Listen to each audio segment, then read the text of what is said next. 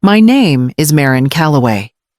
I'm 59 years old, and I've spent most of my life caring for others, raising my son, managing our household, and lending a helping hand whenever it was needed. I've always taken pride in being dependable, organized, and patient. But that morning, as I stood in my Charleston kitchen, I felt a flutter of excitement that had nothing to do with chores or routines. Today, I was calling Max to ask about his wedding, expecting to share in his joy, maybe even offer some last-minute advice. I dialed his number, my fingers trembling just a little, despite the calm I usually prided myself on. The line clicked, and then Lena's voice answered, cheerful, casual, almost breezy. "Hello, Marin," she said. There was something in the tone, a lightness that should have been welcoming, but instead it sent a shiver down my spine. "Hi, Lena," I said, trying to sound bright. "I wanted to check on Max. When's the wedding?" There was a pause on the other end, and then Lena's words hit me like a wave. "Oh, we got married yesterday. We only invited special people." I froze, the phone slipping slightly in my hand. Special people. I blinked at the faded tile of my kitchen floor, trying to process the sentence. My heart thudded painfully as my mind replayed the past 3 years, the rent I covered, the furniture I bought, the meals I stocked in their fridge. I had imagined standing proudly beside Max on his wedding day, a mother honored and included. And now, I wasn't special. Max didn't speak. I could hear him shuffling in the background, avoiding my gaze, while Lena's casual, almost smug tone filled the line. The words repeated themselves in my head louder than any sound only special people. For a moment, I felt like I'd been shoved out of my own life, watching from the outside as the family I loved celebrated without me. The kitchen suddenly felt smaller, the morning sunlight harsh against the counters where I had poured my love and energy for so long. I set the phone down on the marble countertop, gripping it as if holding on to reality itself. I had supported them for years, and yet here I was, invisible. Slowly, the initial shock began to settle into something heavier, something that would demand thought reckoning, and perhaps action. I sank into the faded armchair by the window, letting the morning light wash over me, but it did nothing to warm the cold pit in my chest. Memories of the past 3 years rushed in, each sharper than the last. I remembered the first time Max had asked me to cover their rent when he lost his job. I had nodded without hesitation, transferring the $500 as if it were nothing, as if my own needs could wait forever. I could still picture the living room in their apartment, the sofa I had chosen, the coffee table I had insisted on, the lamps I picked that Max claimed were perfect.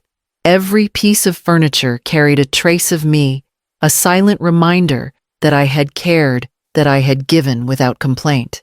I had stocked their fridge week after week, turning away from my own grocery list, making sure there was always milk, eggs, and bread. Birthday presents, holiday gifts, little indulgences I knew they wouldn't have bought, all laid out, waiting for smiles I sometimes never received. And now, after every dollar spent, every small act of love, they had excluded me from the most important day of Max's life, a wedding I had dreamed of sharing with him, imagining standing beside him proud and honored. But the photos on social media told a different story. Lena's parents posed with the bride and groom, siblings toasted with champagne, and somewhere in the midst of it, I had been erased. I clenched my hands in my lap, grounding myself in the reality of betrayal. All the late nights balancing bills, the extra hours I had worked, the meals I had skipped, gone unnoticed. My love and support had been treated like currency, a resource to be spent without acknowledgement, without gratitude. Anger simmered quiet at first, then spreading like wildfire. Disappointment had become fury. My devotion had been misread as entitlement, my kindness mistaken for weakness. For the first time that morning, I felt a delicate but unyielding resolve form, like a seed pushing through winter soil. Something had to change. I leaned back, staring out at the quiet Charleston street, imagining life for myself. No longer merely a bank account or invisible hand. The thought lingered sharp and invigorating. This was only the beginning. I cleared the kitchen table, stacking a few papers, and opening a notebook that had been gathering dust for months. The sunlight streamed through the half-open blinds, catching the edges of receipts and statements scattered across the surface.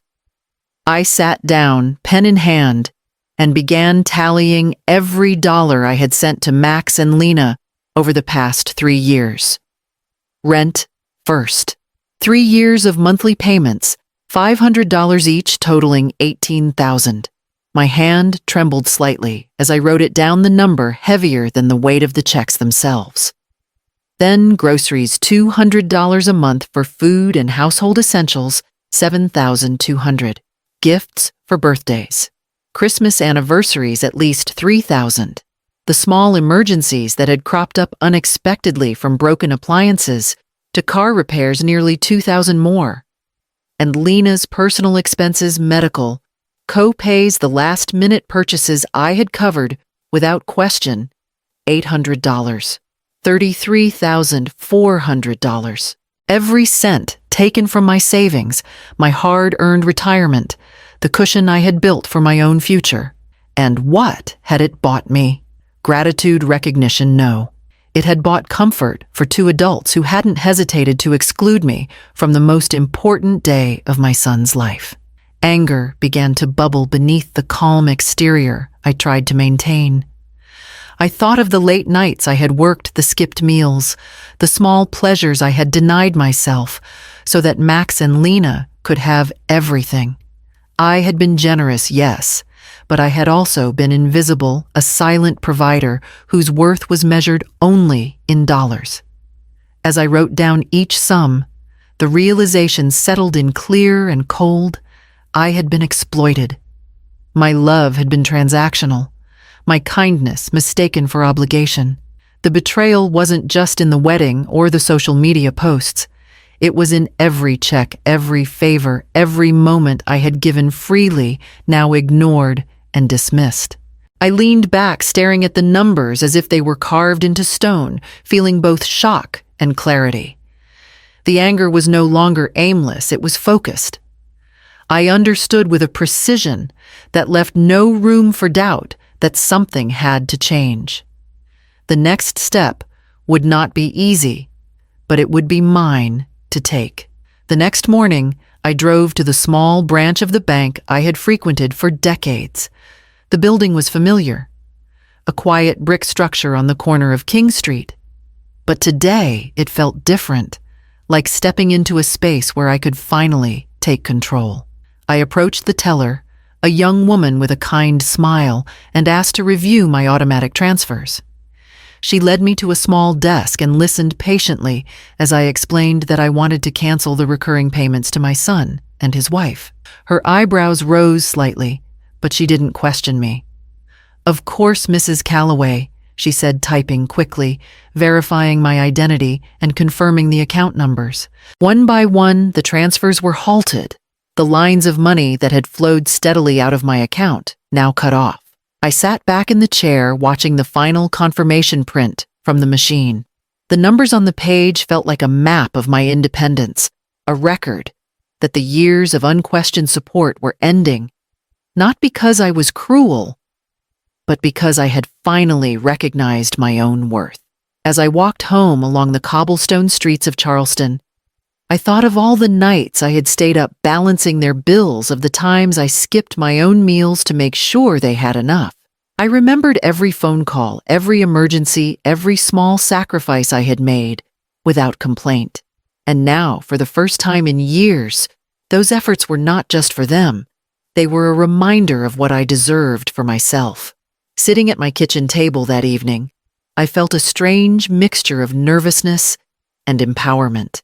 The weight of obligation that had pressed on me for so long was lifting, replaced by the clarity of boundaries I had finally drawn. It was only a small first step, but it was mine, and it felt powerful. I closed my eyes and imagined the days ahead, each one a chance to live for myself. Not as a provider or an invisible hand, but as Marin Calloway, fully seen, fully present, finally free to choose. The chime of the doorbell made my stomach twist. It was too early for friends, too late for deliveries. I opened the door to find Max standing there, his expression tight with Lena at his side, and a man in a gray suit holding a briefcase. My heart stuttered. "Hi, Mom," Max said cautiously, avoiding my eyes. Lena stepped forward, her usual confident smile strained as if she were performing a role. "We need to talk," she said. I stepped aside, letting them in, though every instinct told me not to. The lawyer's shoes clicked against the hardwood as he followed, surveying my living room as if he were inspecting evidence. I stood by the table, my hands curled into fists at my sides. "What's going on?" I asked, my voice calm but firm. Max shifted uncomfortably. "Mom, we thought it would be better to handle some things in person." Like what I asked, gesturing toward the lawyer. "Finances. My personal documents. Because nothing leaves this room without my consent." Lena's smile faltered. "We just wanted to make sure everything is safe." I laughed softly, sharp and bitter. "Safe? You mean under your control? For years I've given freely, and now you arrive uninvited thinking I will hand over my autonomy along with my money." The lawyer cleared his throat, glancing between us. "Mrs. Calloway, we are here to discuss a power of attorney temporary just until certain matters are clarified. I will sign nothing," I said, stepping closer, my gaze unwavering. "Not now, not ever, without my lawyer present. I am fully capable of managing my finances, my home, and my life. You have no right to this room, these papers, or my consent without me saying so." Lena's eyes narrowed and her voice took on that coaxing tone I had heard too many times over the years. "Mom, you don't understand. We're trying to protect you. Don't you see? We only want what's best." I shook my head slowly. "No. What you want is what's best for you, Max. For Lena. Not me. I am not your resource. I am not invisible, and I will not be treated as either." For a moment, the room was still, the lawyer blinking in surprise, Max fidgeting like a child caught in a lie, and Lena staring at me, her confidence wavering. The truth hung between us, heavy and undeniable. I took a deep breath, feeling a spark of courage ignite in my chest. This was my house, my money, my life. No one was taking it from me, not today, not ever. The letter arrived mid-morning, slipped under my front door with an official weight that made my chest tighten. It was from a local family court, addressed to me with formal language that felt cold and impersonal. Max and Lena had filed for legal guardianship, requesting control over my finances. My hands shook as I unfolded the crisp paper, scanning the details. Each line made my pulse quicken. Their names, the petition, the lawyer's signature. I sat at the kitchen table, the stack of past bills, receipts, and bank statements from the last 3 years spread before me like evidence of my life. Every rent check, every grocery delivery, every small gift now held a new weight. I had given freely, generously, thinking it was love. Now the same generosity was being twisted against me. I called Mr. Weber, an attorney I had worked with years ago during a minor property dispute, and explained the situation. His calm voice carried reassurance, but I could hear the seriousness beneath. "Marin," he said, "this is elder financial exploitation. Filing for guardianship is a tactic sometimes out of concern, sometimes out of greed. We need to document everything." I spent the afternoon gathering documents, photographing receipts, scanning bank statements, and making detailed notes of every transaction I had ever made for Max and Lena. I recalled every instance they had asked for money, the repairs, the emergency bills, the last-minute wedding contributions. Each dollar, once given with love, now became proof of my independence and their pattern of manipulation. Mr. Weber arrived at my home later that day, carrying a thick folder and a calm, measured demeanor. We spread everything out on the kitchen table, reviewing dates, amounts, and supporting notes. "We will build a complete record," he said, "showing that you are financially competent and that their request is based on self-interest, not concern." As we worked, a mixture of fear and determination settled over me. Fear because the legal process felt intimidating, and the possibility of losing autonomy loomed. Determination because I knew I could no longer allow myself to be controlled or treated as invisible. For the first time, I realized that protecting myself required more than anger. It required strategy. By the evening, I had a comprehensive plan: organize evidence, prepare witness statements, and coordinate with Mr. Weber to present a clear, factual defense. I also took a moment to breathe, to remind myself that this fight was mine, and that courage was not the absence of fear, but the choice to act despite it. I looked around my kitchen, the room where so many sacrifices had been made, and felt a strange sense of power. The confrontation was no longer only emotional. It was a battle I could prepare for, a path that would lead to both protection and justice. The morning of the hearing, I dressed carefully, choosing a simple black blazer and a blouse that made me feel steady and grounded. Mr. Weber arrived at my house promptly, his calm presence a tether against the nervous energy twisting in my stomach. The drive to the courthouse felt surreal, the streets of Charleston unusually quiet, as if the city itself had paused to watch.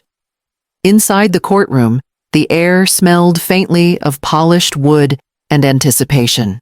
Max and Lena were already seated, their expressions guarded.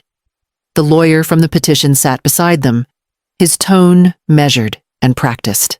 I took a deep breath, feeling the weight of the past 3 years settle around me, but also a strange lightness. This was the moment I had prepared for. Witnesses were called. First, Eleanor Brooks, my next-door neighbor, described instances when Max and Lena relied on me for financial support, and then dismissed my input as if it were inconsequential. My friend Cynthia from the garden club confirmed that my mental state was sharp, organized, and entirely capable. Even my pharmacist, Mr. Green, recounted being asked by Lena to sign misleading statements about my medication purchases. Each testimony chipped away at the narrative Max and Lena had tried to build. When it was my turn, I stood and walked to the witness stand with a steadiness I hadn't known I possessed. Mr. Weber guided me through the questions, allowing me to tell the story of 3 years of support, the wedding exclusion, and the sudden attempt to claim control over my finances. I spoke clearly, recounting dates, amounts, and actions with precision. I felt a growing sense of empowerment as the courtroom absorbed the truth. The cross-examination was tense. Max tried to cast doubt on my competence. Lena attempted to frame my actions as paranoia. I answered calmly, pointing to the documented evidence and the consistent testimony of friends and neighbors. The contrast was undeniable, their manipulation exposed, my competence verified. Finally, the judge leaned forward, scanning the files, and then looking at me with a steady gaze. "It is clear," he said, his voice firm, "that Mrs. Marin Calloway is fully capable of managing her own affairs. The request for guardianship is denied in full."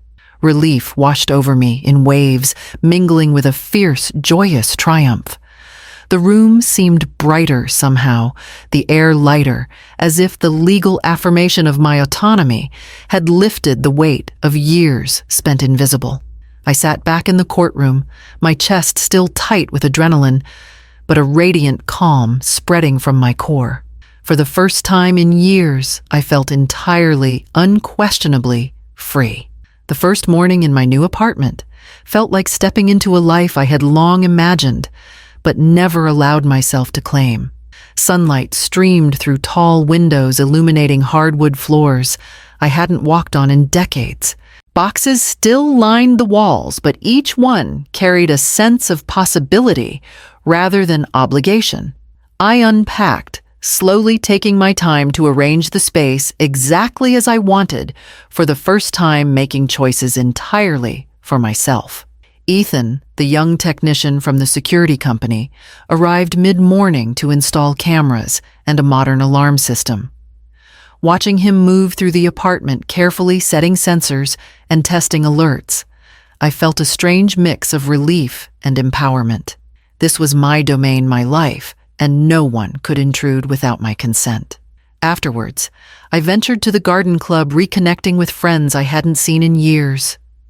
Cynthia greeted me with a warm smile, and for the first time, our conversation was entirely mine, not about bills, requests, or emergencies. We laughed over tea, discussed books, and shared stories about our lives. It felt rich and sustaining, a nourishment I hadn't realized I had been missing. I returned home in the afternoon and set up a small table by the window for painting. Brushes, paints, and canvases sprawled across it, waiting for my hands to bring life to color. I dipped a brush in blue, watching the pigment spread across the canvas, and felt a deep, steady satisfaction. Each stroke reminded me that I could create, that I could invest in joy without guilt. As evening fell, I stood on the balcony, watching the Charleston skyline bathe in gold. I thought of the past months, the betrayal, the confrontations, the courtroom, and a quiet pride settled in me. I had reclaimed my life, my dignity, and my autonomy. For the first time in years, independence was not a burden or a fear. It was a source of joy that went far beyond money, far beyond the control others had once tried to assert. I sat at my small desk by the window, journal, open pen poised. The city hummed softly below Charleston's familiar rhythm, comforting in its constancy. I traced the path of the last few months in careful words, the shock of exclusion, the cold reality of being taken for granted, the anger that had burned in secret. Each entry brought clarity, a steady acknowledgement of how far I had come. I paused to think of my friends, Cynthia, Eleanor, Maria, women who had reminded me of the value of connection and respect. Their laughter, advice, and quiet support had been a balm to the wounds inflicted by family betrayal. I felt gratitude that ran deep, a sense of belonging built not on obligation, but on genuine care. Closing my journal, I stood on the balcony, breathing in the evening air. I pictured the months ahead, painting without interruption. Dinners with friends, quiet walks along the waterfront. Independence stretched before me like open water, vast and inviting. For the first time in years, I felt entirely free, not just from control, but from the weight of proving my worth to others. I smiled, certain of one truth: I had reclaimed my life, and nothing could take that from me.